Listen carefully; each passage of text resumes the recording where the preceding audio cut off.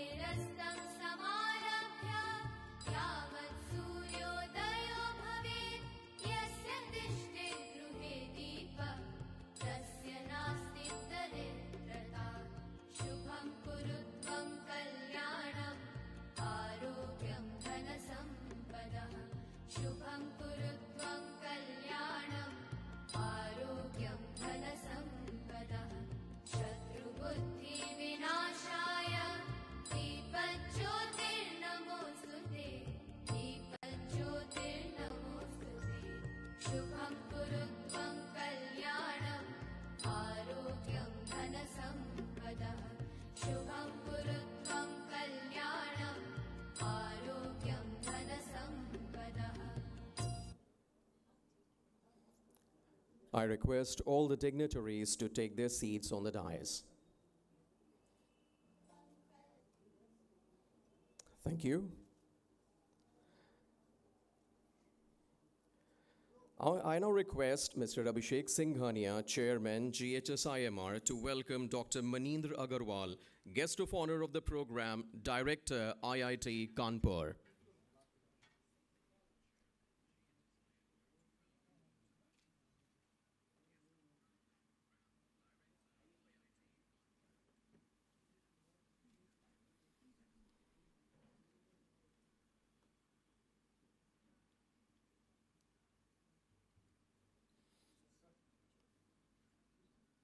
Ladies and gentlemen, a huge round of applause, please.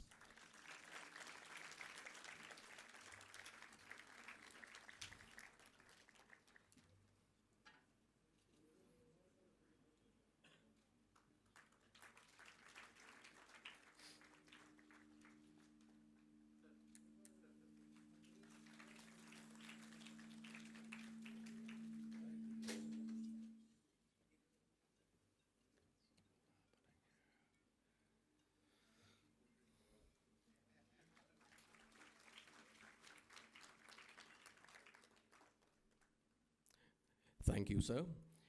I now request Mrs. Varsha Singhania, Vice Chairperson, Sir Padampat Singhania Education Center, to welcome Dr. Priya Ibrahim, Chief Orator of the program, Professor CMC Vellore, and former Director, National Institute of Virology.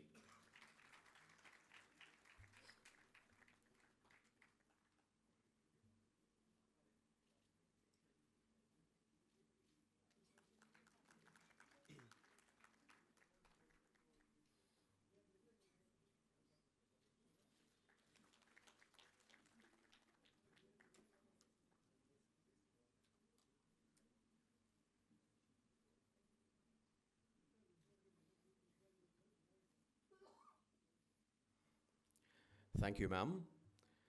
I now request Professor Rahul Goyal, Director, GHS-IMR, to welcome Srimati Sushila Singhania ji, Chairperson, JK Cement Limited.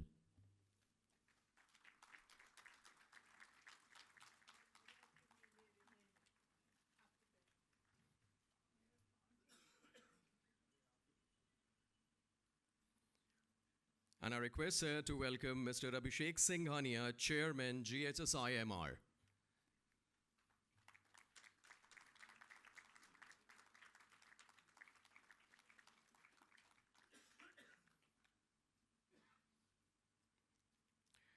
Sir, I now request you to welcome Mrs. Varsha Singhania, Vice Chairperson, Sir Padampat Singhania Education Center.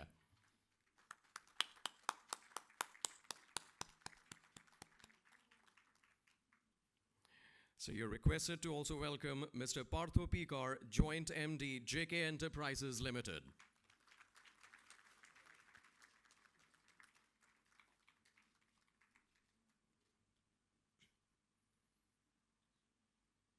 Thank you so much, sir. Ladies and gentlemen, we are extremely honored to have amidst us Mr. Abhishek Singhania, a visionary leader driving innovation and social impact. He's a distinguished business leader from the renowned Singhania family of JK Organization and currently serves as a director of the Central Board of JK Organization. With a dynamic career spanning finance, manufacturing, technology, and education, he has been instrumental in shaping the group's strategic direction and driving innovation across industries. An alumnus of modern school Barakhamba Road, he holds a commerce degree from Kanpur University and has completed the High Performance Leadership Program at IMD. He began his professional journey at American Express Bank before venturing into entrepreneurship as the founder of JK Technosoft Limited, a pioneering IT firm now engaged in cutting-edge generative AI product development. As the managing director of JK Enterprises Limited, he spearheads multiple ventures including JK Defense and Aerospace Limited, a key supplier of advanced components to DRDO, BEL, ISRO, and the Indian Armed Forces. JK Digital and Advanced Systems Limited, driving industry 4.5 manufacturing, collaborating with EOS GmbH Germany, and expanding into CNC machine manufacturing with Philips Machine Tools INC USA. UK Urbanscapes Developers Limited focused on sustainable real estate and urban development. Beyond his business endeavors, Mr. Singhania is deeply committed to education and social welfare. Under his leadership, the group operates 2 K-12 schools and 2 higher education institutes impacting over 10,000 students. His women empowerment programs have transformed the lives of 3,000 plus families through vocational training, while his CSR initiatives include the Swami Vivekananda Health Mission's new hospital at Badrinath, ensuring better healthcare access in remote areas. With a vision that seamlessly integrates technological innovation, industrial growth, and social responsibility, Abhishek Singhania, sir, continues to drive transformative change across multiple sectors. I now request, sir, to please come to the stage and give us the welcome address. A huge round of applause for sir, please.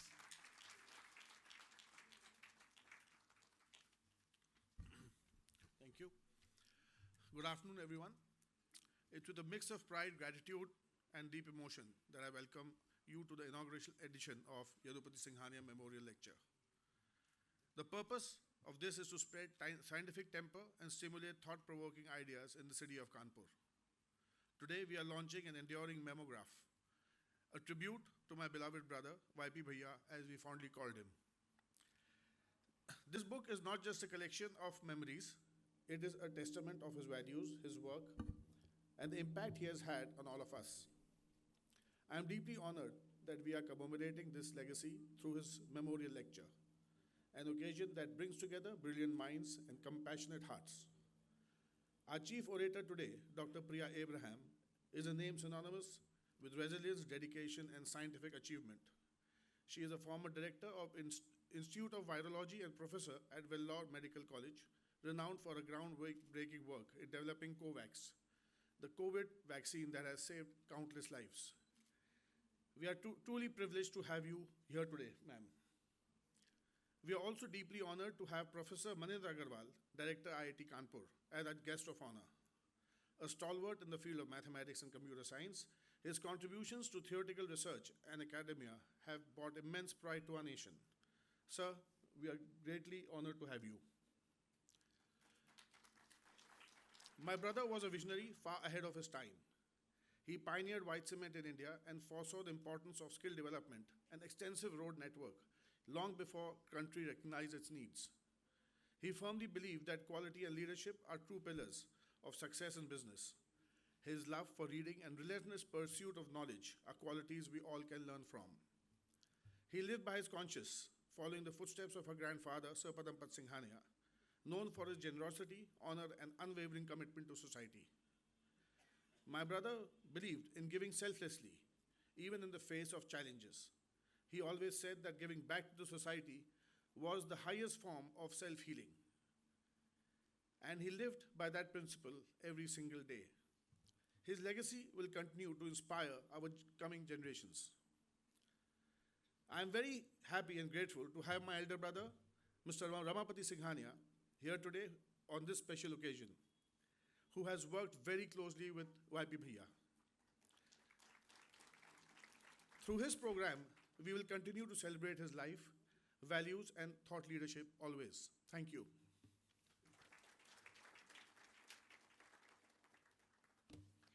Thank you so much, sir. Dear audience, it is both an honor and privilege to have amidst us our guest of honor, Dr. Manindra Agarwal. Professor Manindra Agarwal, an eminent computer scientist renowned for his groundbreaking contributions to complexity theory and cryptography, currently serves as the director of the Indian Institute of Technology, Kanpur. Professor Manindra is a proud alumnus of IIT Kanpur. He earned his BTech and PhD in computer science and engineering in 1986 and 1991, respectively. His academic journey took him to the School of Mathematics at SPIC Science Foundation, Chennai, as a fellow, and later to the University of Ulm, Germany, as Humboldt Fellow. In 1996, he joined IIT Kanpur as a faculty member in the Department of Computer Science and Engineering, marking the beginning of an illustrious academic career. Professor Agarwal brings a wealth of administrative experience. Before assuming the role of director at IIT Kanpur in April 2024, he held several key leadership positions within the institute. He served as the head of the Department of Computer Science and Engineering from 2006 to 2010, Dean of Resource Planning and Generation from 2011 to 2012, Dean of Faculty Affairs from 2013 to 15, and Deputy Director from 2017 to 2019. Additionally, he played a pivotal role as the project director of C3I Hub, a cybersecurity technology innovation hub at IIT Kanpur from 2020 to 2024.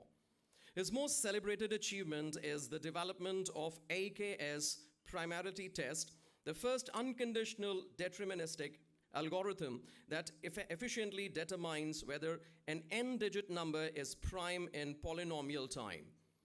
This groundbreaking work has earned him numerous prestigious accolades, including the Padma Shri, Shanti Swarup Bhatnagar Award, Gödel Prize, Fulkerson Prize, and the inaugural Infosys Prize for Mathematics.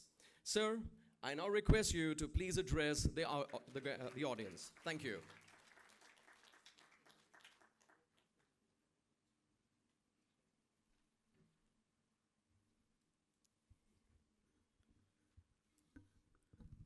Dr. Priya Abraham, Srimati Sushila Singhania, Srimati Varsha Singhania, Shri Abhishek Singhania, Shri Parthokar, all the distinguished people in the audience, ladies and gentlemen, and I see a lot of students up there.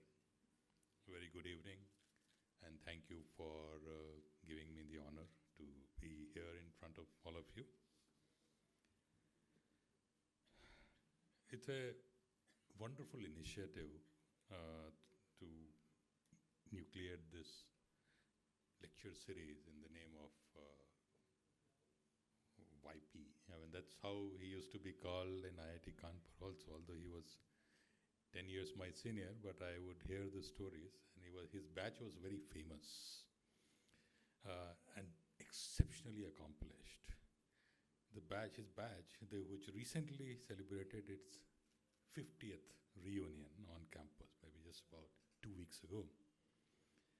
They have 16 distinguished alumnus awardees of IIT Kanpur, which is by far the largest number of DA awardees across all batches. So exceptionally distinguished batch. Of course, YP Singhania was one of them.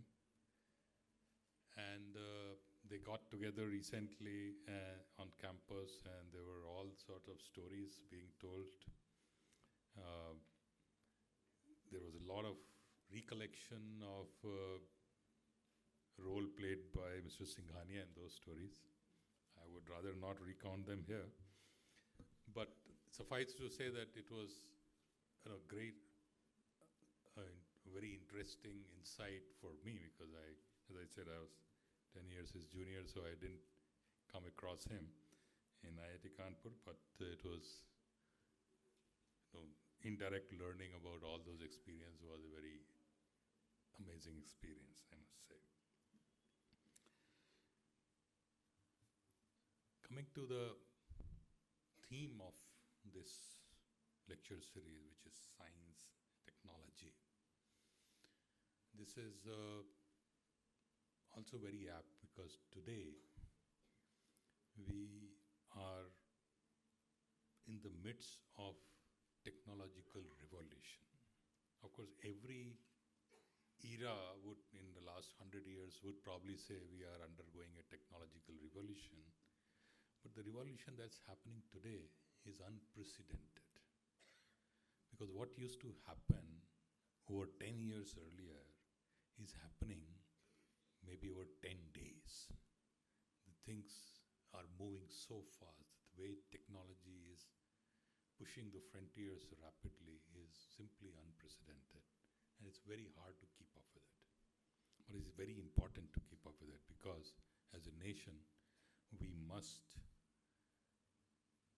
endeavor to not only excel in technologies, but create a number of critical technologies for the country ourselves, because this is a race in which those who eventually win will control everything. So we have to be one of the winners of this race. I'll just give some specific examples of types of technologies that are today impacting our lives or about to impact our lives. Let's start with the Russia-Ukraine war. It has very rapidly led to development and demonstration of drones in warfare. It is envisaged that future wars will actually be fought by drones, not by humans. You have the drone armies of various countries fighting against each other. And it's pretty, when you think about it, it's very scary because the drones, you used to see that in movies, apocalypse movies, that an army of drones flying, the sky is black and they are just dropping bombs left, right and center everywhere. That is about to become a reality. And that's something that, again, it is not a technology that we wish anybody has, but it is an unfortunate reality of life that is going to come. And as a nation, we have to ensure that we also possess the same. The other technology that one technology which is in the top of everybody's mind is artificial intelligence. That is the way it is impacting, changing our lives is quite incredible. Every third day you hear about another major advancement in this domain. Starting this whole initiative, I should say, impact of this started through the launch of ChatGPT in the public domain. And since then, and this was probably hardly about a year or so, and since then it's been waves after waves of new advancements. One particular one, which is DeepSeek, agent has set the whole world shaking because it came out of China and everybody suddenly woke up to the fact that the US hegemony in this space is gone. And also with the fact that China is one country which is people are generally very scared of because you don't know what they plan to do. With the US, you know, of course, with the current administration there, nobody knows what they plan to do. But earlier, you could fairly predict what they are planning, and so you could, act accordingly. But with China also having that ability, again, coming back to India, it is absolutely essential for us to develop this expertise and create tools that we can use. Another technology that is extremely critical and with times becoming more critical is sustainability associated. The way we are consuming resources in this world, given to us by the earth, is again very, very non-sustainable. And the countries like India and China, which are really populous nations, and as these countries advance, the rate of this consumption of resources is increasing rapidly. And it's clear that the earth does not have enough resources to make for consumption of the entire world's population. Right now, it's all right because only a small percentage of world population is consuming resources in a big way.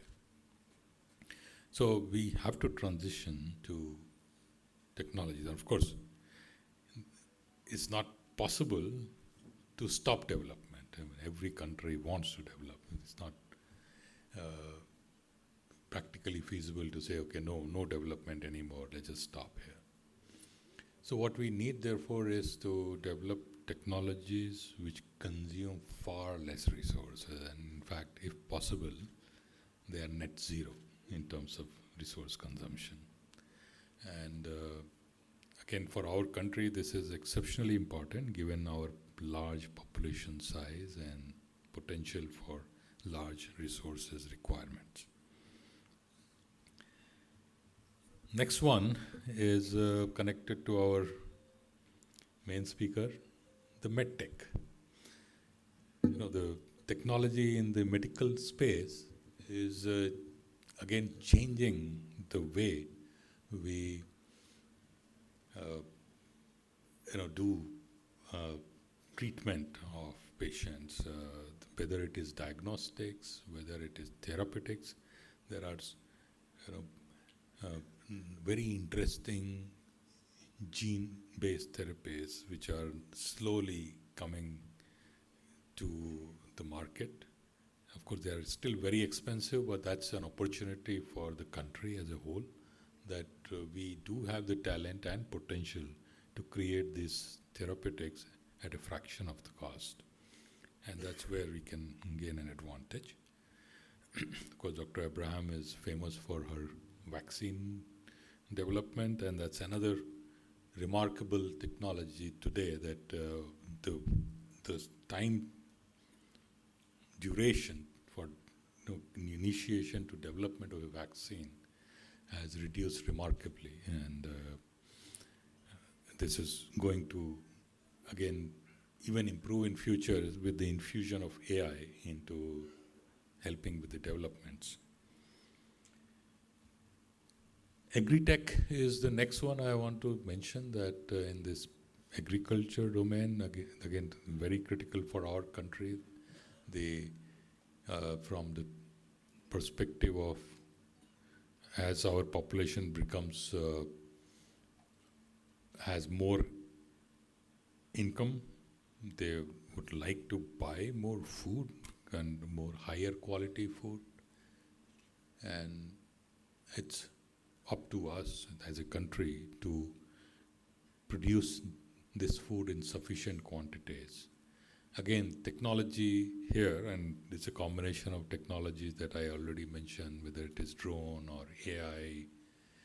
These technologies are creating a major impact in the way we do agriculture, and that's going to lead to a very significant improvement in the efficiency in the agriculture space.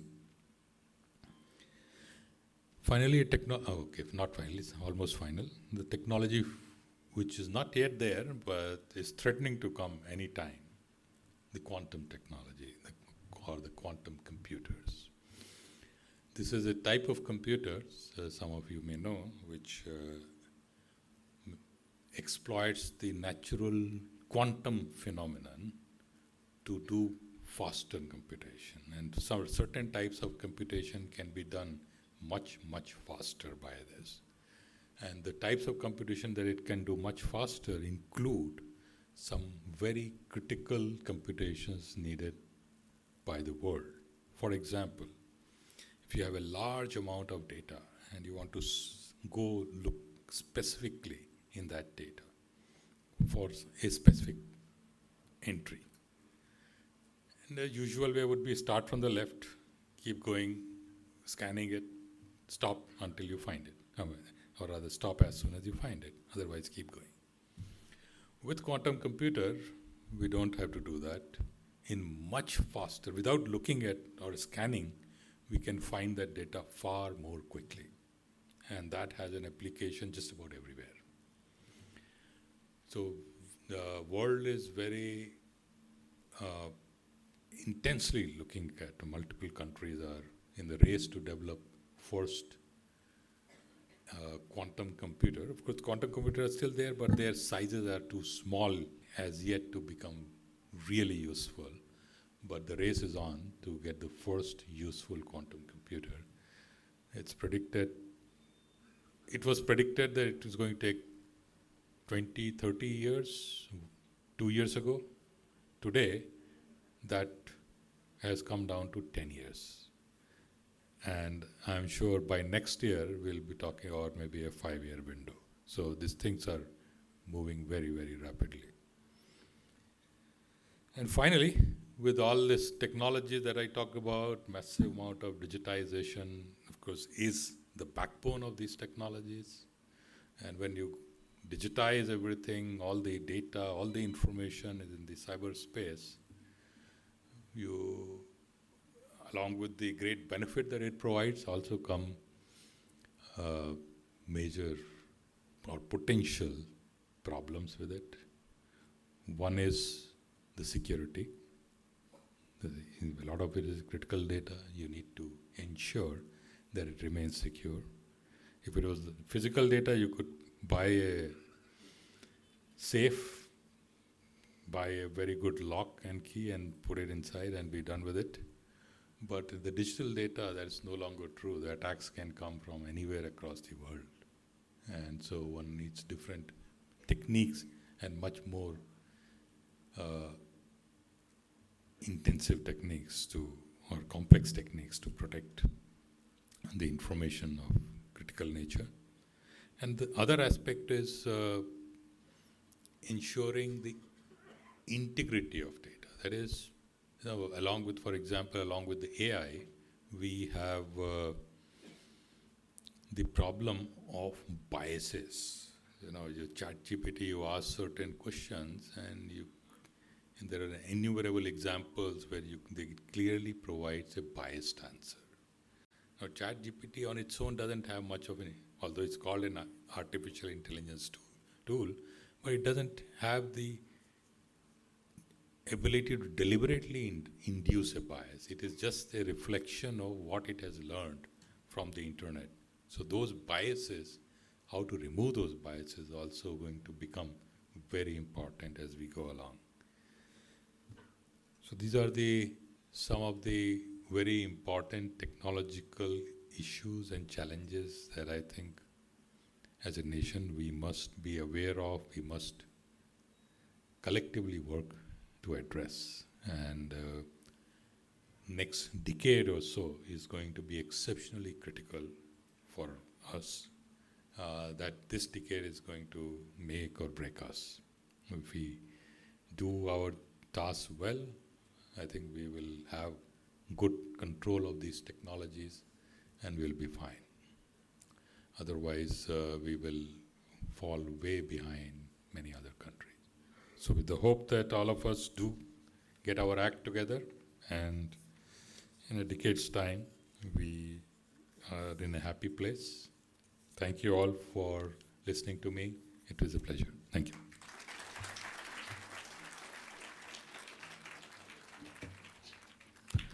Thank you so much, sir. Ladies and gentlemen, Yadupati Singhania ji was a visionary leader and architect of progress. He was a distinguished industrialist, philanthropist, and the former chairman and managing director of JK Cement Limited. Born in 1953, he earned a B.Tech in civil engineering from the Indian Institute of Technology, Kanpur, in 1977, laying the foundation for a remarkable career that redefined the Indian cement industry. A trailblazer in white cement manufacturing, he played a pivotal role in revolutionizing the sector in India. In 1984, he established a state-of-the-art white cement plant, introducing innovative dry processing techniques that set new benchmarks in efficiency and quality. Under his dynamic leadership, JK Cement emerged as one of the world's leading producers of white cement, solidifying India's position in the global market. Beyond his business accomplishments, Shri Yadupati Singhania ji was deeply committed to education and skill development. He strongly believed that India could not progress unless its uneducated and unskilled youth were integrated into the mainstream of development. With this vision, he championed the establishment of numerous schools and industrial training institutes, ITIs, to equip young minds with knowledge and vocational expertise. His support for higher education institutions, including Dr. Gaur Singhania Institute of Management and Research, Kanpur, and Sir Padampat Singhania University, Udaipur, reflected his unwavering dedication to nurturing future leaders. An ardent environmentalist, he led large-scale afforestation drives around cement plants and residential communities, ensuring a sustainable future. His love for nature was evident in the meticulously maintained gardens of Kamla Retreat, Kanpur, which flourished under his personal care and attention. A man of profound intellectual curiosity, he was a voracious reader with an insatiable thirst for knowledge spanning science, technology, World War II history, and vendetta philosophy. His idol was Karna, the legendary warrior from Mahabharata, whose resilience, integrity, and commitment to duty deeply inspired him. His interest extended beyond academia. He was an enthusiast of vintage cars, preserving them as a tribute to craftsmanship and history. His deep fondness for dogs reflected his compassionate and affectionate nature, finding solace in their companionship. To honor his extraordinary legacy, GHS-IMR and the JK family proudly present a monograph celebrating his visionary leadership, enduring contributions, and timeless impact on industry, education, and society. I now request Mr. A.K. Saraogi, Deputy MD and CFO, JK Cement, and Mr. Rahul Goyal, Director, GHS-IMR, to come to the dais.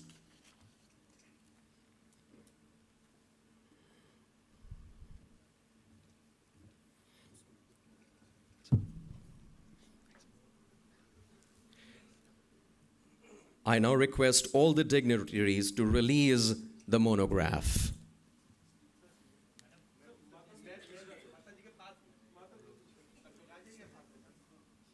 Ladies and gentlemen, there should be no shortage of applauses. Let them keep coming.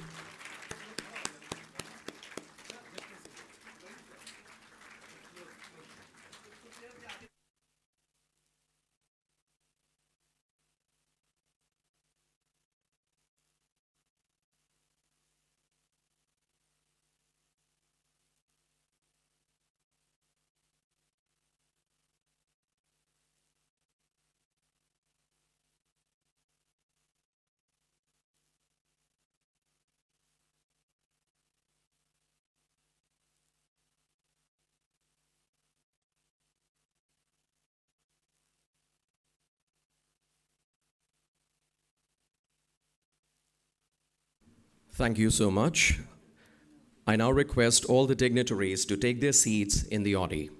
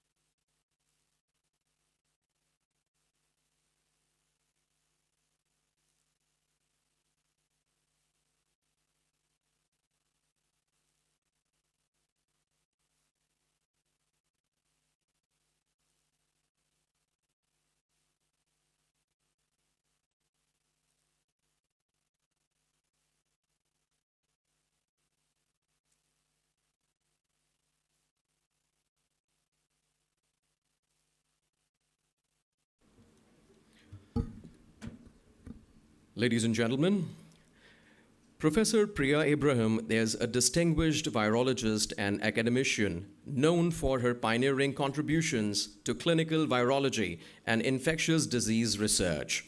She earned her MBBS, MD, and PhD from Christian Medical College, CMC, Vellore, where she later served as head of the Department of Clinical Virology, as well as Deputy Director and Associate Director of the institution.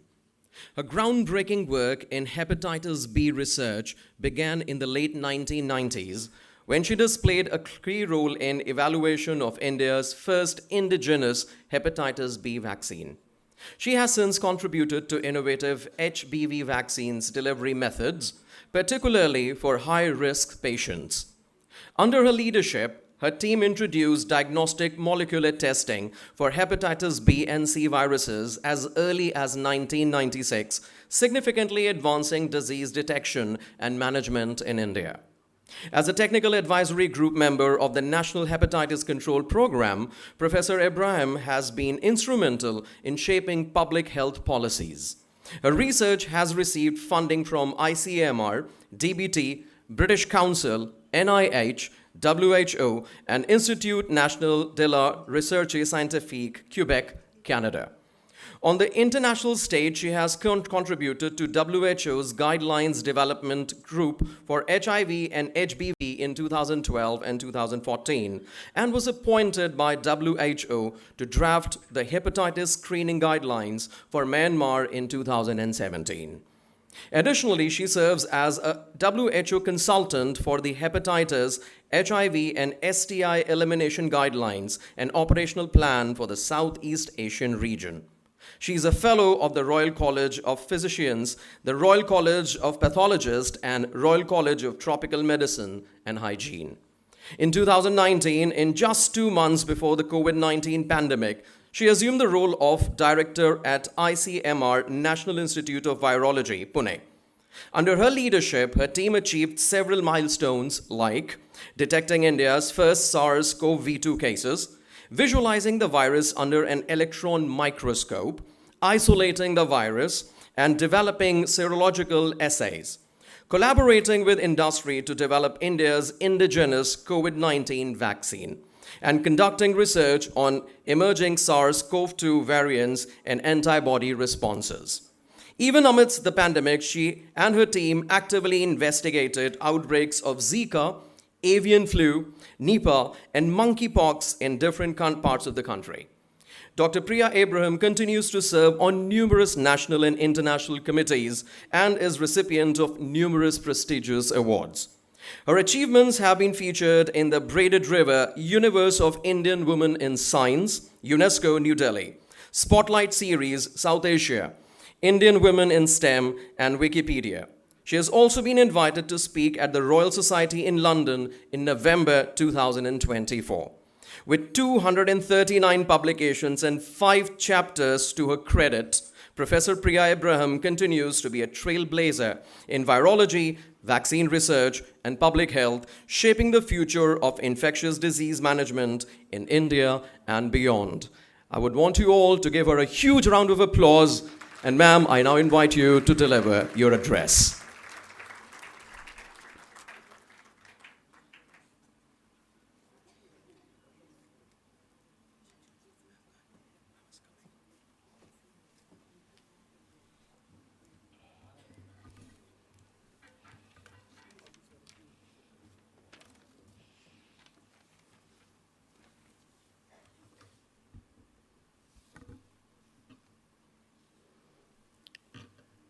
Dr. Manindra Agarwal, guest of honor, and who delivered such an excellent account of what we face today and how we have to adapt to the changing world around us. Mr. Abhishek Singhania, Srimati Varsha Singhania, our very respected Srimati Sushila Singhania, other esteemed members of the Singhania family, Mr. Partokar, I think he's the person instrumental for me being here. I'm truly, truly honored to be delivering this memorial lecture about a person who's not only a visionary industrialist, a nation builder on all counts, a philanthropist, a person who's a fine intellectual, a person of impeccable integrity, and above all, a wonderful human being. So to be delivering a memorial lecture in the memory of such a person is truly an honor for me. So what I'm going to be taking you through over the next hour or so, hopefully less than an hour, is a journey of teamwork, grit, tenacity, and courage. I hope you'll agree with me by the end of it. And here we go. The slides, I'll just...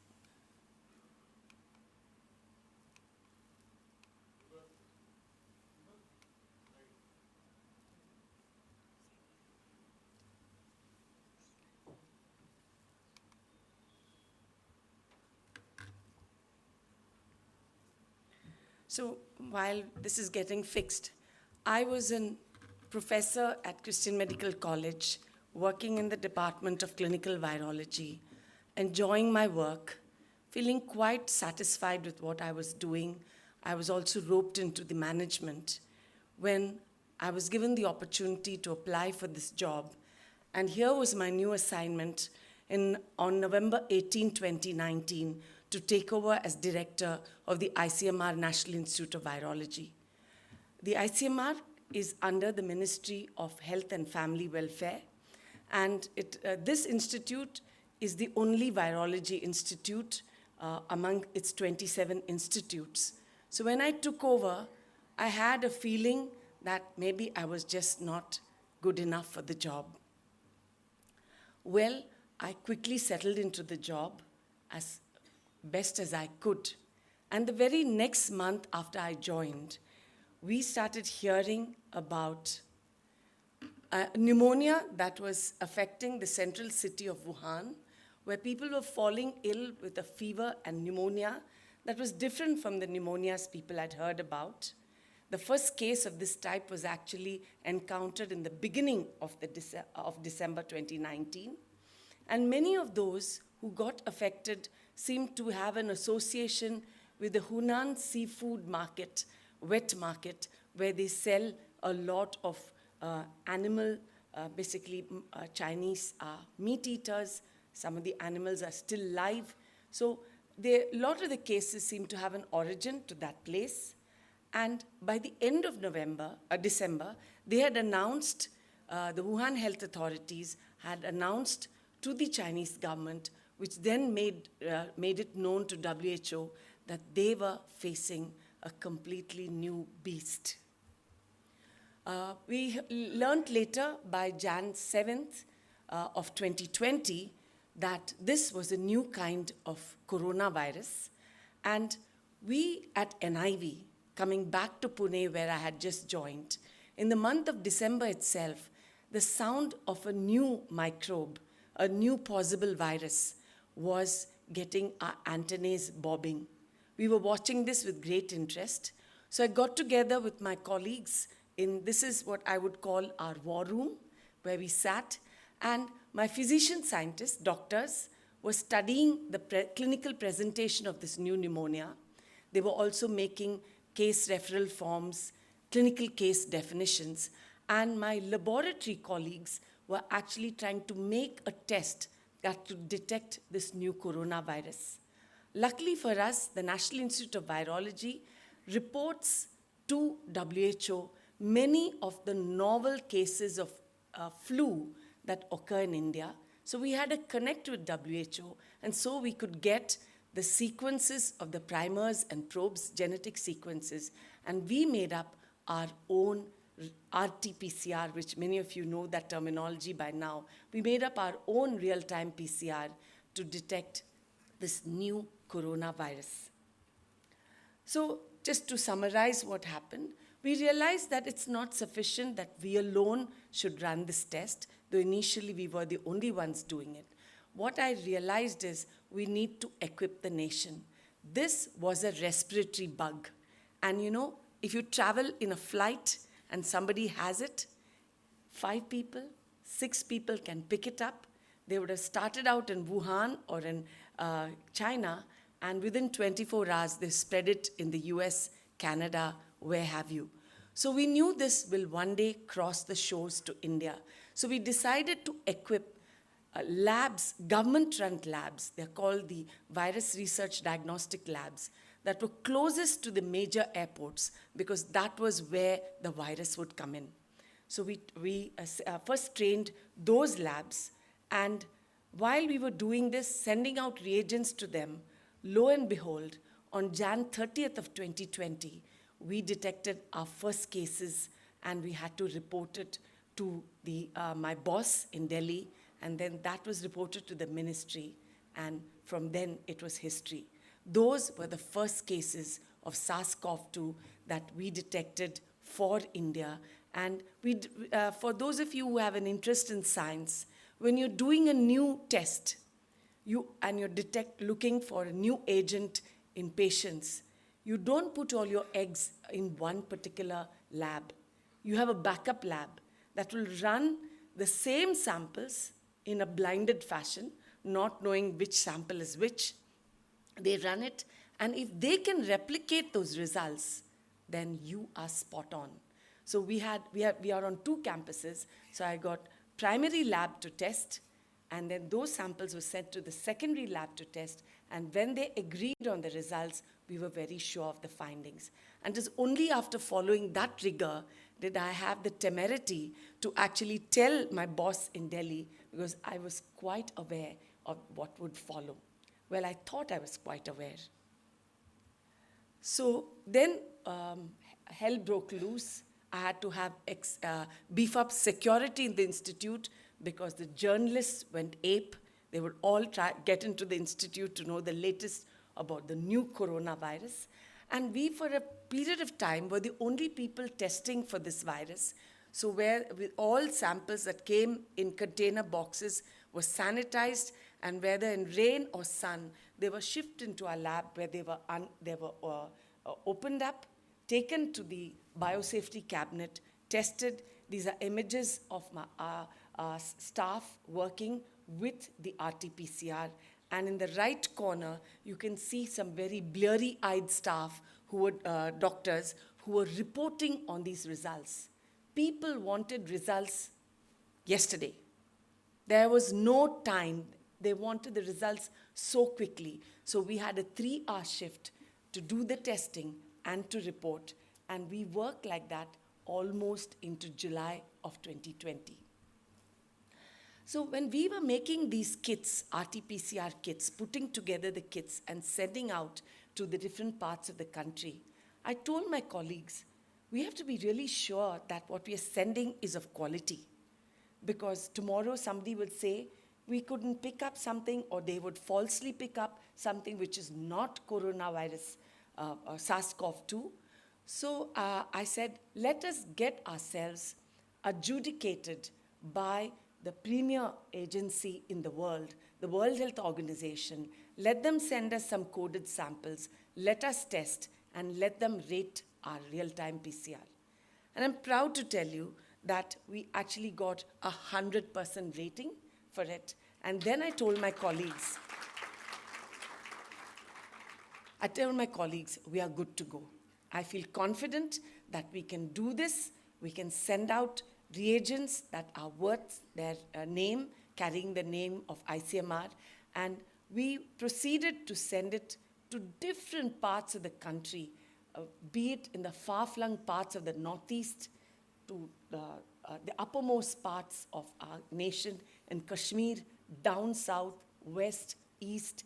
And I stayed very close to this garage on the left. And I woke up at 5 a.m. with the sound of dry ice being thrown into those boxes. And then the reagents were packed beautifully and sent out by our vehicles to the airport, either by the first flight or the last flight. The Udaan services, the Indian Air Force, everybody came to help us to reach it to different parts of the country. We sent out over 64 lakh worth of real-time PCRs to different parts of the country till the country became self-sufficient. This was the tiny box that contained the reagents. It's a little larger than a matchbox. It was made by us, designed by us, and sent not only to government labs, but to private labs that had a certain level of standing. They should have been accredited nationally. So it was taken up by many, many labs. We also provided them with quality control checks so that all labs, even if they were not sure of their results, could check their quality with the material we sent them. Within 12 days of us reporting the first case on Jan 30th, in February, we saw the virus under the electron microscope. It was an amazing feeling to see this bug that was bringing every nation to its knees. And that is the coronavirus for you, ladies and gentlemen. In the center, you see a blob of white. And if you see at the edge, there are some protrusions that you can see. Those are the spikes of the coronavirus that we all lived with over the last 5 years. And because of its spikes, it resembles the spikes of a crown or the rays of the sun. And that's why it's got the name coronavirus. And that is the image from the first case in India. And I, of course, was famously or infamously reputed to have said, it's a pretty virus. Maybe at that time, that was not a good thing to say because people were horrified with the virus. But I was just appreciating the beauty of the virus and the clarity of the image that I could see under the electron microscope. We also started doing genetic sequencing. In this world, just like Dr. Agarwal said, we need to know the genetic makeup of a virus. And this was a very important exercise we started off, which I will explain to you later, the significance. And with arrows and in pink spoke there are the first Indian genetic sequences from NIV Pune, and the rest of the different spokes are these sequences from the rest of the world. At that time, there were just 500 sequences. Today, we have millions of sequences that different labs have submitted into the open database. The biggest challenge at that time was to actually grow up the virus. In fact, many people said, Madam, have you grown the virus? Have you isolated the virus? We tried very hard. We failed. And young people, you need to know that many of our ventures, you don't hit gold immediately. You face some failures, but the important thing is to keep at it. And about 3 weeks from the time we got the virus, we tried to grow it up in a cell line. It's known as Vero CCL81. On your left is a lawn culture of cells of a cell line made from monkey tissue. And viruses are different because they cannot grow on an inert media. You need to put them into cells. And so we got them into these lawn culture, or just single layers of many spindle-shaped cells. We inoculate the virus into that lawn culture on your left. And can you see that lawn culture getting disrupted? The cells are getting rounded up because the virus was blowing the cells. So of course we had ways of confirming that genetically, immunologically, under the electron microscope. And when, my bosses in Delhi were under so much pressure, so the minute you say isolated, they were ready to report. But me being a laboratory person, I'm more cautious, and I know what that entails to give a wrong report. I said, please wait another 48 hours till we confirm what is growing on that cell line is indeed SARS-CoV-2. I'm sure I would have been very frustrating to my bosses in Delhi, but that's the rigor I think a laboratory scientist needs to take. And this is the same blown up lawn culture with the virus growing in it that for you to see. How did we grow it? We grew it inside biosafety level 4. That's the highest level of biosafety in our country, where it is made safe for people to work, and it is made safe for the environment in which this lab is. It is the highest level and the biggest lab in our country, located in Pune. And here you can see this gentleman standing here is standing in a lab which is under negative pressure. So no air from within the lab can go out because the air could be infectious. So outside clean air can come in, but this air from inside cannot go out because the lab is under negative pressure. But he's wearing a respirator suit wherein his suit is under positive pressure. So the pressure is going out, the air is going away from him. So any infection that is coming towards him is pushed away from him. So he is safe, the environment is safe, and what you see in front of him are many, many flasks on which we were growing this virus. And you can see he's a tired man. It would take 11 hours, 12 hours of work in the spacesuit to achieve what we were doing at that time.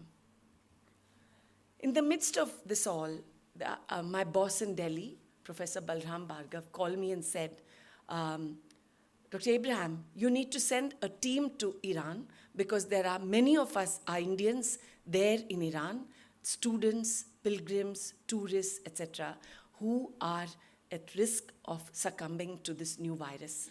And if you look at file photos at that time, there were many body bags of people who died in Iran from SARS-CoV-2. And I can understand our government's concern for our own nationals. So, but that was a scary thought, because who do I send to Iran where people were dying in Iran?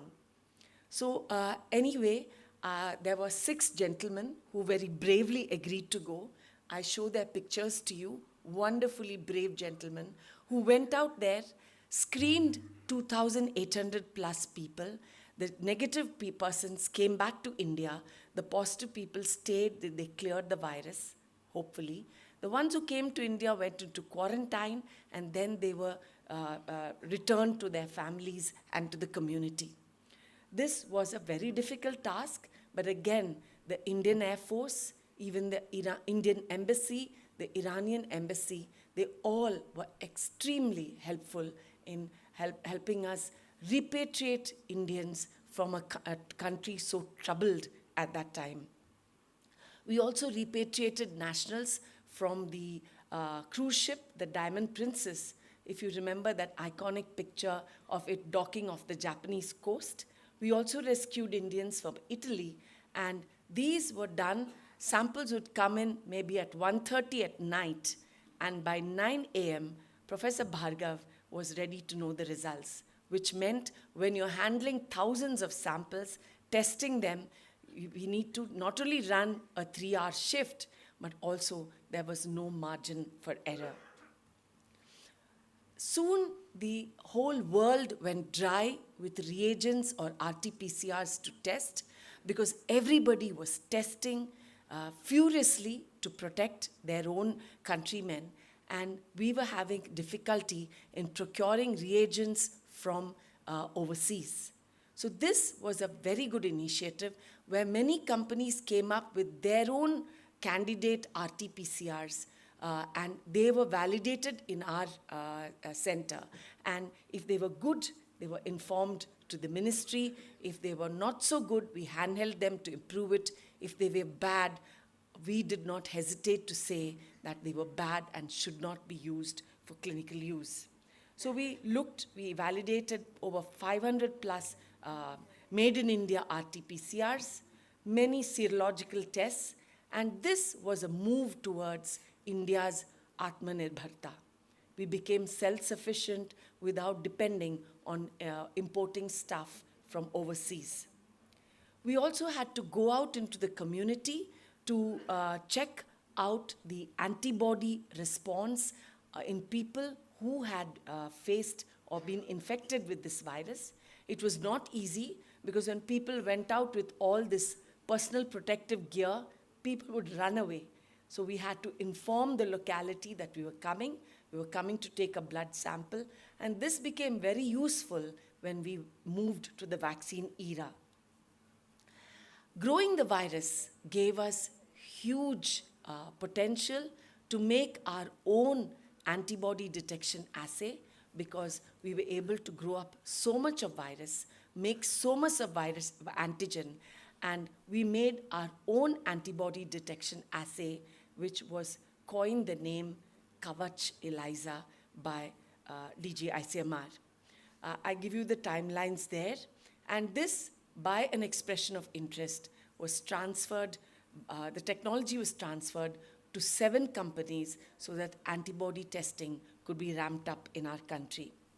We also did a very cumbersome assay where we detected antibody in the presence of live virus. I won't get into the techniques of it because we're a very mixed audience. And this again was extremely important when we started our vaccine studies. And we were the only center in the whole country that was doing the plaque reduction neutralizing assay with the live virus. Again, challenges galore. We were asked to provide training for many medical colleges. Even the NDRF came to us to get trained. We didn't do a lot of physical training because by then the lockdown was upon us. By March 24th, we went into lockdown. The rest of the training we did online, and we became dadas in virtual training, not only in training them, troubleshooting, and also hand-holding people who needed to develop confidence in doing this RT-PCR.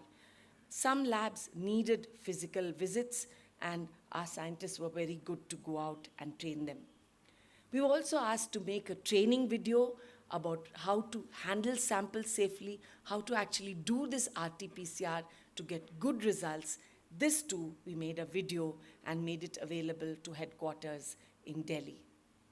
We were asked to create a repository of different clinical samples from infected patients. These are known as biorepositories because you can go back and test, look at these archive samples, look at the virus, see where the virus has changed. Is there antibody in some of those specimens? So typically when you have a new agent, biorepositories are created in different parts of the country, and both NIV Pune and 2 of its field units in Bengaluru and Kerala were also collecting these specimens, which went through all the rigor of an oversight committee as we stored away patient samples. doing antiviral testing for this virus was a nightmare, because so many people would come with a powder, a cream, an ointment, a lotion, a liquid, saying, this has got antiviral properties. And I'm really sorry to say this, but I have to step out and tell you this. There was one gentleman, very imposing gentleman, who claimed he was from an IIT. I don't believe he was, because he could not possibly have said what he said to me. He walked up to me and he held a sachet and he said, "Is sachet mein? There's a powder which is antiviral. If you hold the sachet in front of you, the virus won't come near you." Now, I was not amused.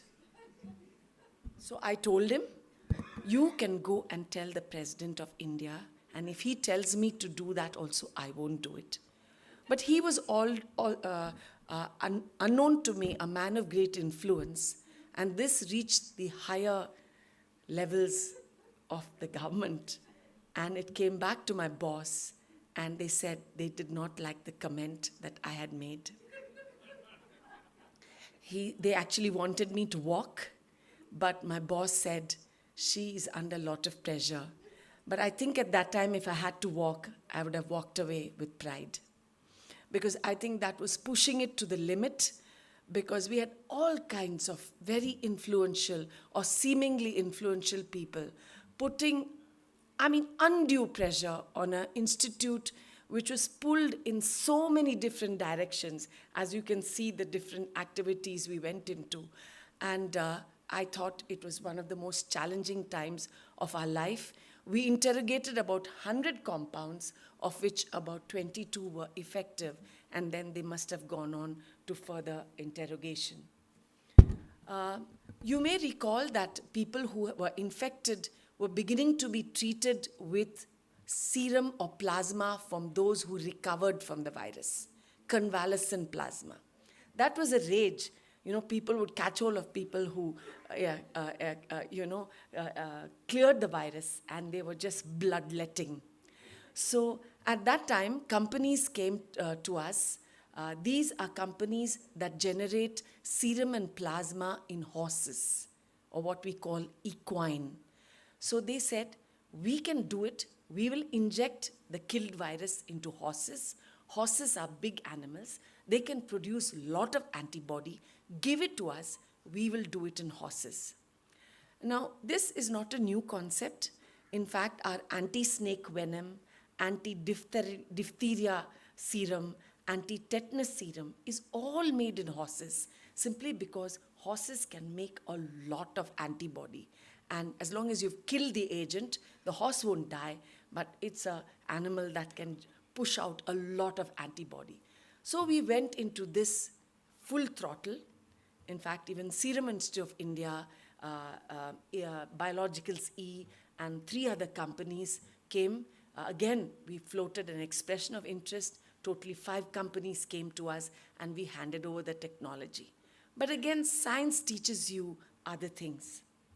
While all this was going on, we were the central lab for a very famous clinical trial known as the PLACID trial, where they actually interrogated the benefit of human convalescent plasma in patients who had SARS-CoV-2.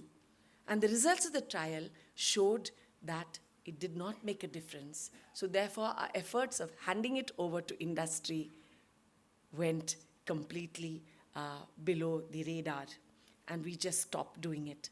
So sometimes we venture into avenues which we might have to retrace our steps, but that's all part of the game. Then came the next challenge. So we had grown up the virus. The virus was looking very muscular and robust in our hands, grown it up very well.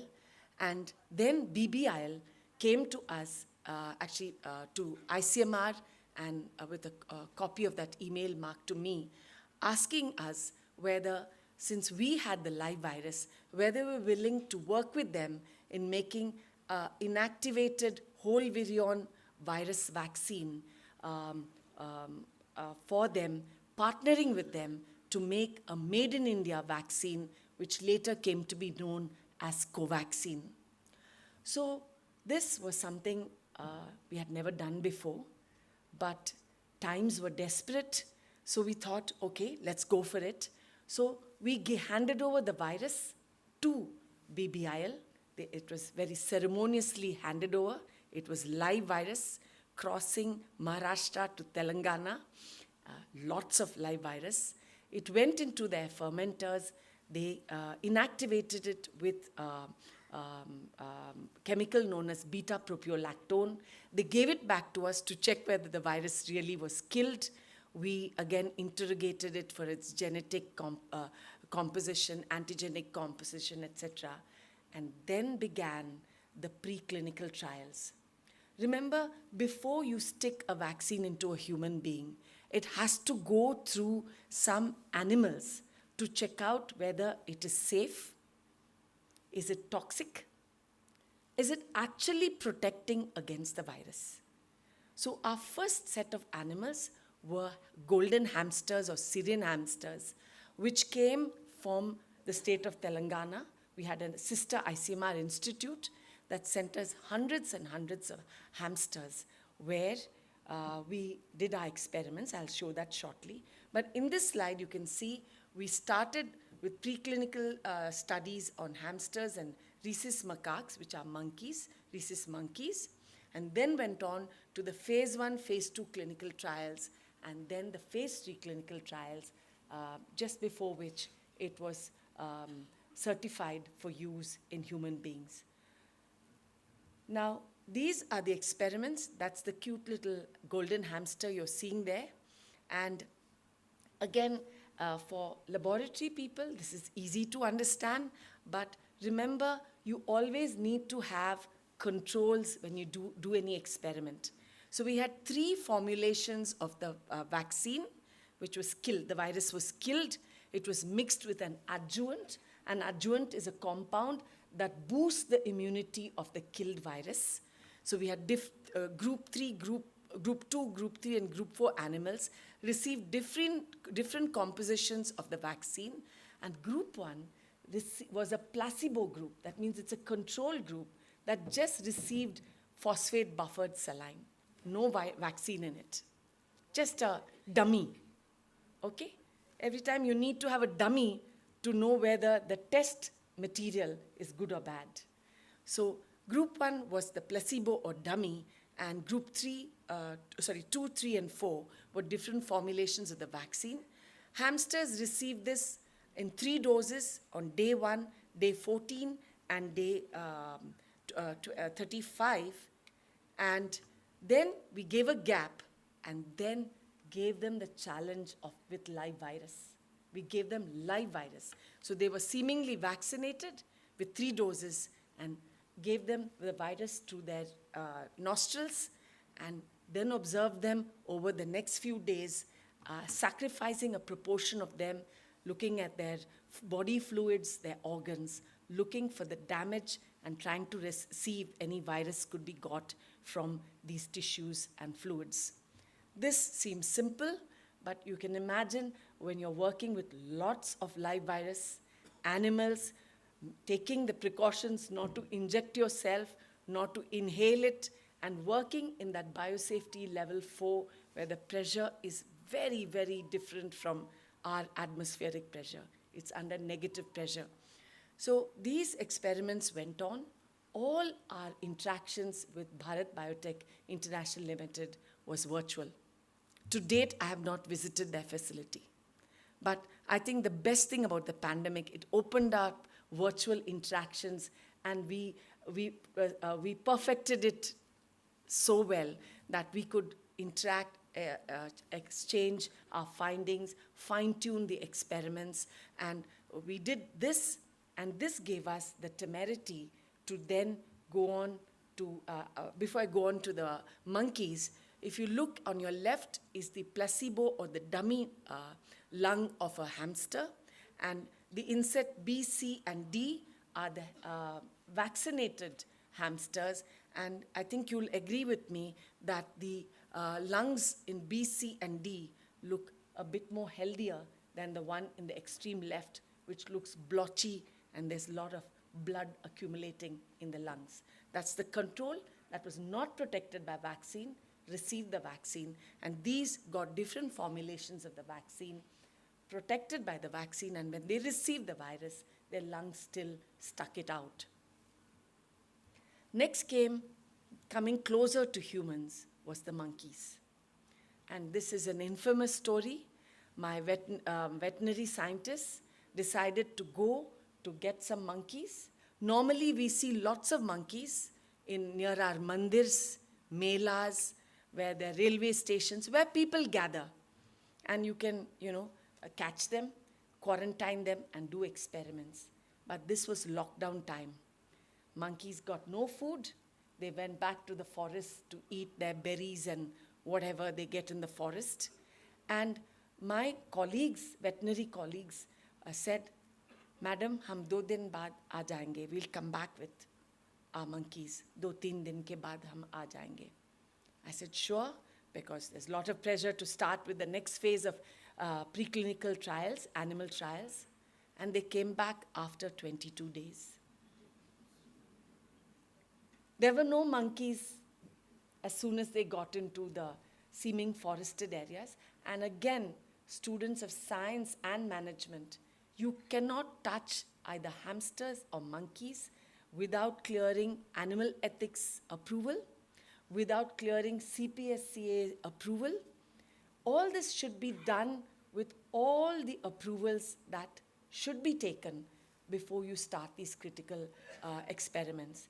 And for that, I thank Dr. Balram Bhargav, who really pushed. He was the force behind me at the center in Delhi to make sure these approvals got done in lightning speed. So with all those approvals, we were able to go out. We got the permission from the conservator of forests, because you can't catch monkeys from a forest and bring them to your lab. That's not on. And so we started experiments. And my biggest challenge at that time were the animal activists. We had so many complaints. They tried to block our science papers. They wrote to me and said, how can you sacrifice animals? Why don't you give the vaccine to humans first? Were they listening to what they were saying? I don't know. But they were very, very active, I should say. And we had to plod on. I think journalists and activists were probably my, can I say hidden enemy? Or whatever enemy. They were really hard to handle. And so we started the monkey experiments. We gave only a 2-dose schedule, and after 2 weeks, challenged them with virus, again followed them up, taking different specimens from their body, taking all their organs, looking for the damage of the tissues, looking for virus in the tissues and the body fluids. And again, I'm just making the whole story short. I'm showing you one of our key players, the monkey inside the cage. Some of those monkeys were very aggressive animals. But our scientists plodded on, got the monkeys out. You have to sedate them when you get them out of the cage, and then only do the experiments. So this is an image of him working with our captured monkeys. And you can see here, on the left is the placebo or control animals that got only saline. And on the right is the group that got the vaccine. And this is even more stark. You can say those who did not have the protection of the vaccine, their lungs were ravaged. They were really in bad shape. Those that got the vaccine, that's how the lung looks actually. You can see the fully, blown out right lobe, right upper lobe, right lower lobe, left upper lobe, left lower lobe, all fully inflated. And you can see those lungs are healthy looking lungs, whereas take a look at the controls. They were not protected with vaccine. So this is in a nutshell what a vaccine would take. When we have a candidate vaccine, we would first do preclinical trials, then go through phase 1 trials where we study it in a small number of human beings, looking for the vaccine effectiveness and to estimate the dosage which would be appropriate for humans, then go to a larger number of human beings, phase 2, phase 3, and so on. And because of that, it can take a really long time. And just like Dr. Agarwal had mentioned, much of science in the past would take 10 years. To make a vaccine would take easily 10 years. We did this in 10 months.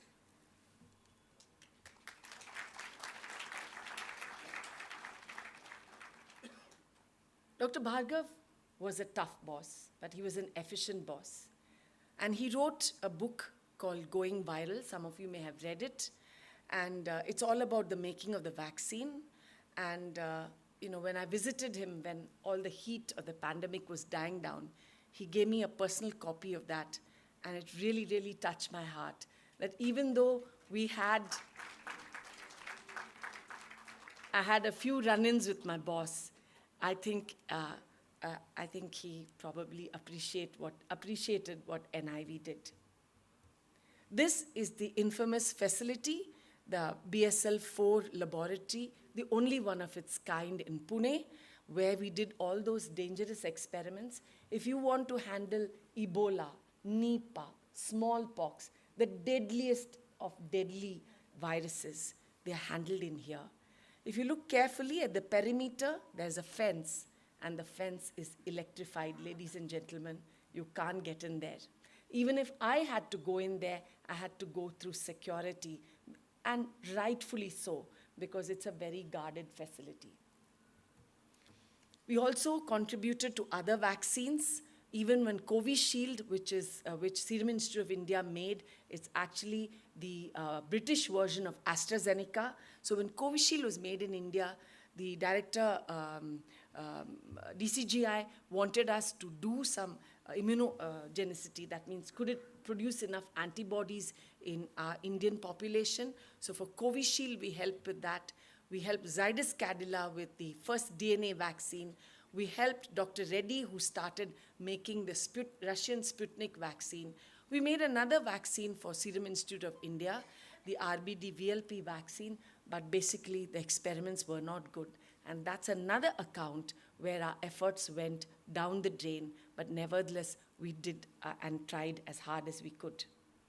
So when our Honorable PM came to Serum Institute of India, I was told to go and receive him in the helipad, and it was perhaps one of the biggest honor I could get to go and receive him when he came into Pune. Now, when we think of vaccine, we think of testing, we also have to see how our communities protected or still contagious.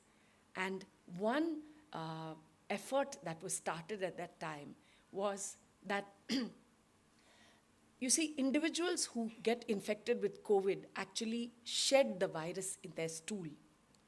The stool gets into the sewage, and if you sample the sewage water, and if you get virus from the sewage water, you know there is COVID infection from wherever that sewage water is coming from.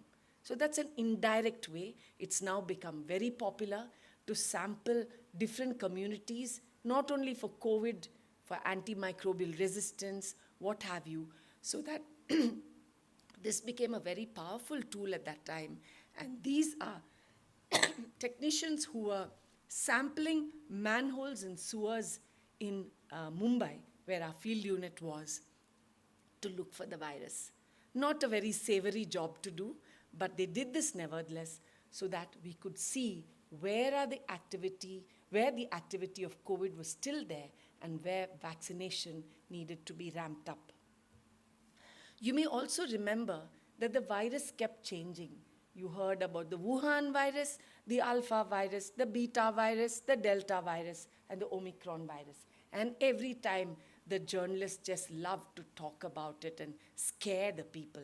But we needed to know what these new variants of the virus were about.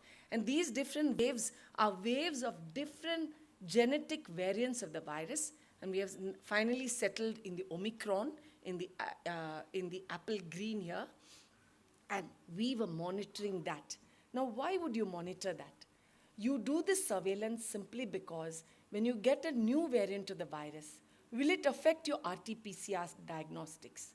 Is this a more virulent form of the virus? Do we need to increase our surge capacity? You know, in the Delta, when we had the Delta variant, many people succumbed. We didn't have enough oxygen. We didn't have enough ICUs. We didn't have enough bed space. You know, so we need to know, we need to be forewarned whether we are dealing with an even more deadly version of it. Will our treatment work? Will the vaccine work? These are questions we interrogate every time we get a variant. So we did that. We joined a national consortium. We were one of the founder labs along with DBT and CSIR, and that was a very good exercise to team up with all the other major government institutions in doing a national surveillance. This is a picture of my scientists in better times giving you a COVID punch, saying that we will prevail no matter what, and that is our signature COVID punch. If you think women had nothing to do with it, these are the women behind the show. The mass revealed to you the time and the period that we went through. And these are just timelines of different activities starting in December 2019, when our antennae were bobbing. We were trying to get prepared for a new virus. Many activities that went on. And how was NIV able to do all of this? Because we organized ourselves into different teams. You can see the names of individual scientists that looked into different facets of sample testing, validation of made in India kits, different facets of virus research and vaccine making, other logistics, procurement, training, MOU signing. We worked with a lot of companies, so we had to sign up MOUs, MTAs, NDAs, etc. Handling the media, that was, as I told you, the most difficult one. Thank you. All the campus logistics to keep the journalists out. And then our field units also were working very, very tirelessly. So I pay a tribute to all these scientists and all the technicians, all our security, all our drivers who worked so well during that time. So what has ICMR NIV done in a nutshell? We detected the first cases, we shipped out many reagents to different parts of the country, training them, hand-holding them, troubleshooting them. We validated several reagents, especially increasing India's Made in India or Atmanirbhar potential. Repatriated Indian nationals, trained lab personnel using our training video, isolated the virus, grew even the new mutants and variants of the virus, made indigenous antibodies which were used in national sero surveys and in the famous Placid trial. Antiviral testing, we tried as hard as we could. Sewage water sampling we did, provided live and inactivated virus, provided virus to make hyperimmune host serum, made vaccines, validated vaccines, looked at the immune response to various vaccines and variants of the virus, did preclinical trials before Covaxin went, and helped with the clinical trials 1, 2, and 3, and continued our genomic surveillance. So in the midst of all that, science and the planet never give you a break. You're battling one virus, and then you have the government of India will inform you, there's bird flu in Rajasthan, there's bird flu in Kerala, there's bird flu in Orissa, send out a team. So people would go out to these different, bird flu is otherwise known as avian flu, so we would send them to different states in our country. Nipah virus was reported in 2021 in Kerala, a deadly virus with anywhere between 70 to 100% death or mortality rate. Zika virus was reported for the first time in Kerala and Maharashtra and UP. Crimean Congo hemorrhagic fever, one of those deadly viruses seen mainly in Africa, was again reared its head in Rajasthan. Mpox started in 2022, mainly in Kerala and Delhi, and WHO called us, and this was a matter of pride for NIV as part of the central government, to train other Southeast Asian countries how to test for Mpox. So we did that. We trained them. And what lessons have we learned? And I dwell just a little bit on these last two slides. For a no, actually not the last two slides, the last few slides. A proactive approach really helps in dealing with a suspected pandemic. Teamwork and interdependence is the mantra. We must know that none of us on our own are anything. We need to hold hands. Today is the world of interdependence, not dependence or independence, interdependence. And that enhances our resilience.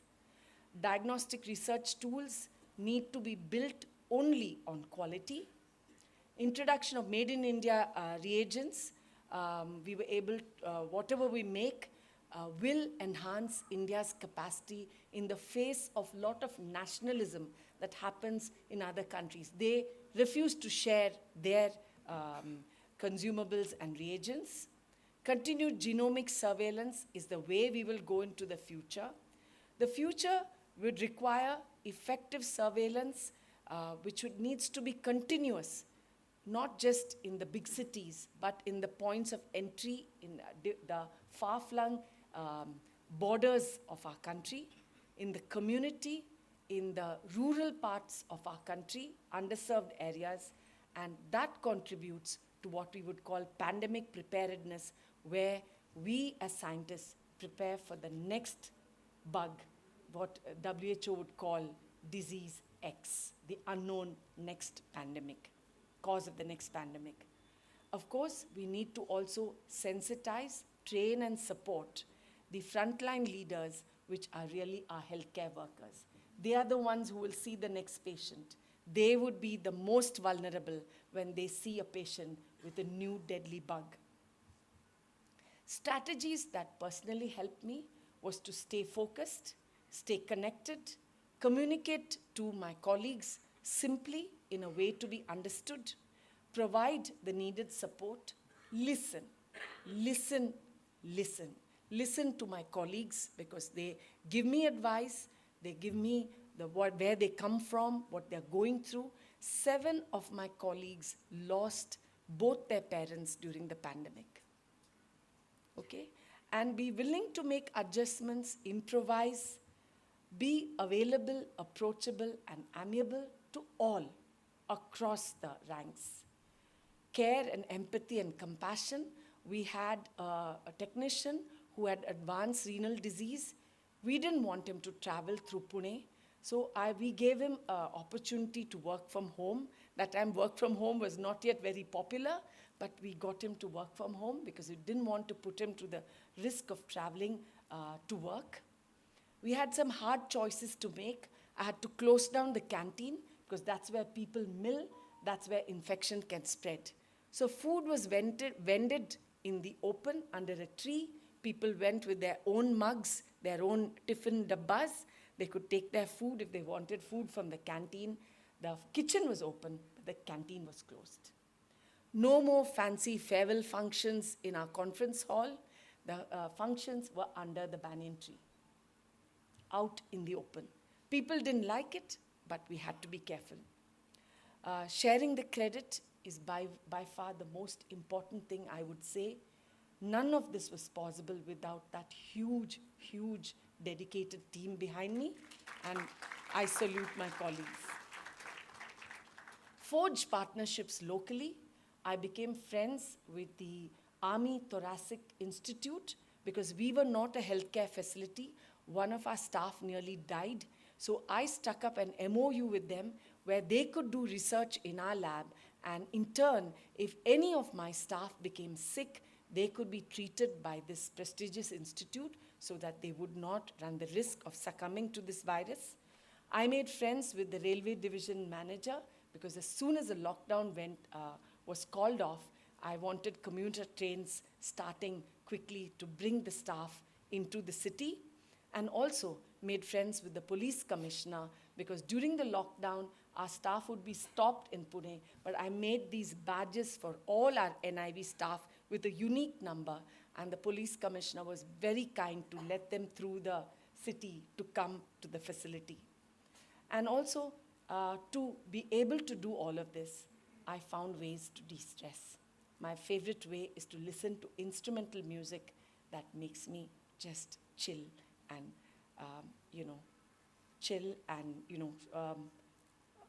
get a bit more at peace and come to terms with what I'm going through. This, I think, is what is most important for a leader at this time. And leadership is the ability to facilitate movement in a needed direction and have all the people who are working with you to feel good about that. I think that is leadership. What about the likelihood of another pandemic? Do you think there would be one? The simple answer is very likely. In fact, somebody famously said, the next pandemic is just a flight away. So we know we live in a world of climatic change, deforestation, extensive farming, too much urbanization, and very high-speed airline travel. So something that happens in one corner of the world can very quickly go to other parts of the world, and that is a humbling thought. How and when this can happen, we don't know. What will be the culprit, we do not know. How will it spread, we do not know. But most likely it will be a respiratory bug again. We do not also know whether it's going to be a brand new virus or a virus or a pathogen that will re-emerge from maybe an animal space. And all we know is that if something emerges, it can spread very, very quickly in today's fast-paced age. Planning for a pandemic and the response requires deep commitment. We need to think about pandemic preparedness and the response to it. We need to educate our frontline workers, develop a broad strategy, assess the risks of this new pathogen, develop a plan, simulate scenarios, do mock drills. So if we have this, what will the emergency room, how will we respond to this unknown bug that we are suspecting? Monitor the illness and implement a plan if we think this is a new bug that can evolve into an epidemic or a pandemic. And be prepared to see recurring waves, like we saw recurring waves of COVID come into our community. So what that simply means is it's not an immediate response, it's an immediate and sustained response. The world is a global village. And what internationally we have come to understand is that if we want to be equipped against a pandemic, we need to develop capability for new vaccines and drugs, developing quick diagnostics for whatever new pathogen emerges, not in years, but maybe in weeks or months. Pioneer a sustainable global health strategy, build a deployable clinical facility which is supported by international infectious disease emergency programs, invest a robust, highly capable national public health system for our country. Our country is complex. One of our states is like one of the small countries in Asia. And we have 22 states and union territories, more than 22 states and union territories. So with our population, with the heterogeneity of our country, we need to have a very robust public health system. Develop a national plan which can effectively tap on national assets in a situation of such a catastrophe. Implement an international strategy where we can partner and network along with other countries to hem the spread of that agent, and ensure that our national security is well prepared to prevent, detect and respond to this infectious disease threat, including stringent guarding of our very big international border. So the call to pandemic preparedness is challenging, but we have to keep at it, because the reality is the world we live in, if something emerges, it can spread very fast. And so with that sobering thought, thank you for your patient listening.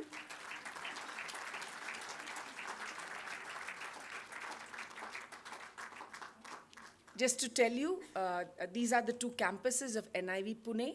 In the center is the facility, the older facility, the original facility where I worked out of. On the left, extreme left, is the newer facility in which was this iconic biosafety level 4 high security lab that did all the critical experiments. And I still am so proud of this institute, though I'm not part of it anymore. Thank you.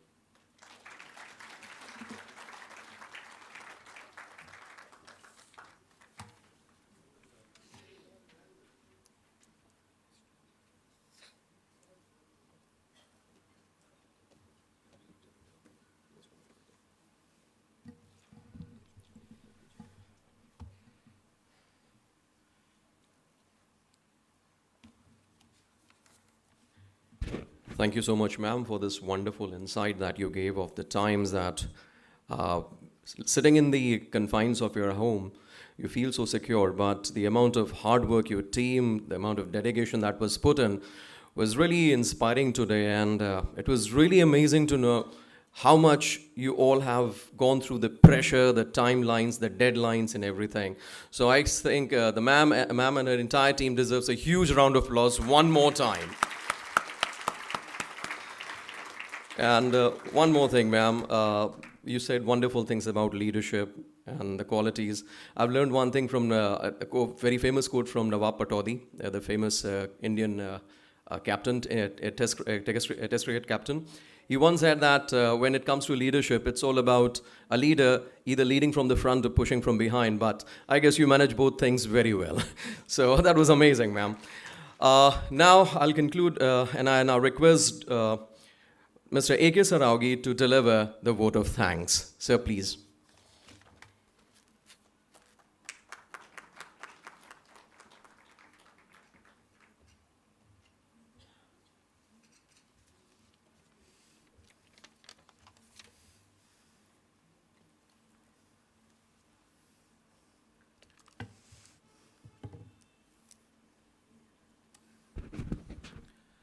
Good evening, everyone.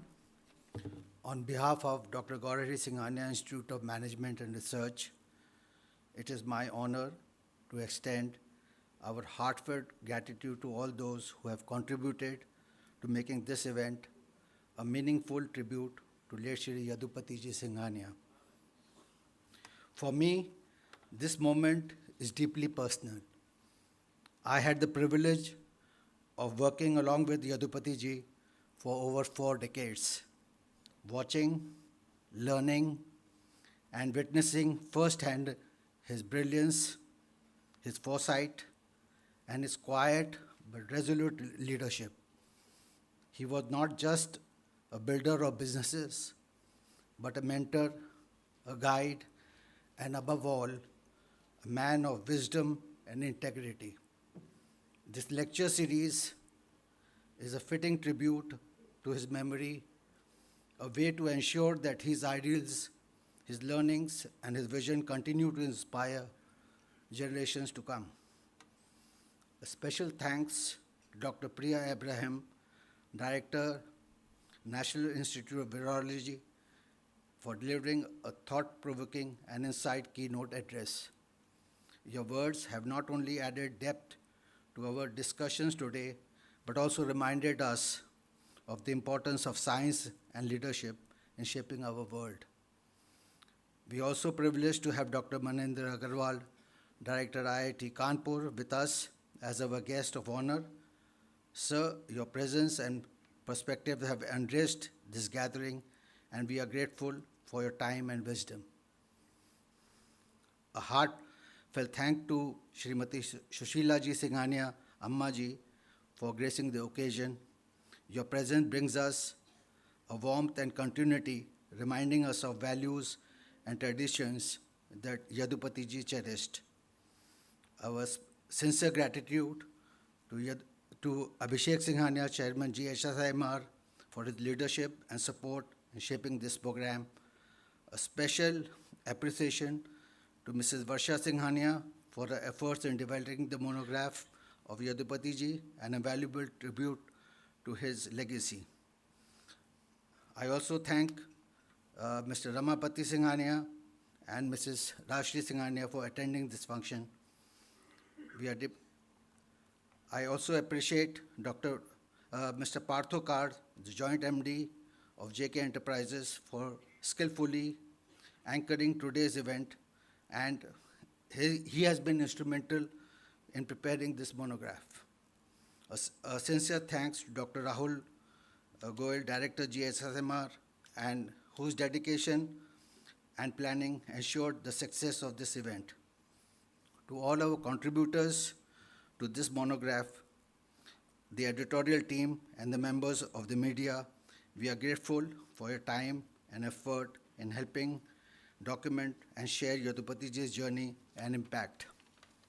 And finally, to our guests, faculty members, staff, and SPSES family, thank you for being here. Your presence reaffirms that Yadupatiji's values live on, not just in the institutions he built, but in the people whose lives he touched. As we conclude, let us carry forward the lessons he left behind, the importance of vision, perseverance, and quiet leadership. He was a life well lived, and his legacy will continue to guide us for years to come. Thank you.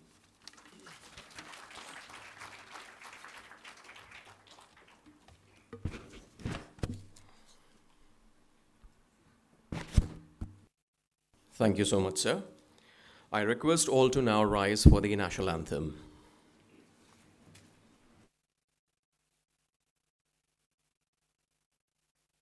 Jana Gana मन अधिनायक जय हे भारत भाग्य विधाता पंजाब सिंध गुजरात मराठा द्राविड उत्कल बंगा विंध्य हिमाचल यमुना गंगा उच्चल जलधि तरंगा तव शुभ नामे जागे तव शुभ आशीष मांगे गाहे तव जय गाथा जन गण मंगलदायक जय हे भारत भाग्य विधाता जय हे जय हे जय हे जय जय जय जय हे.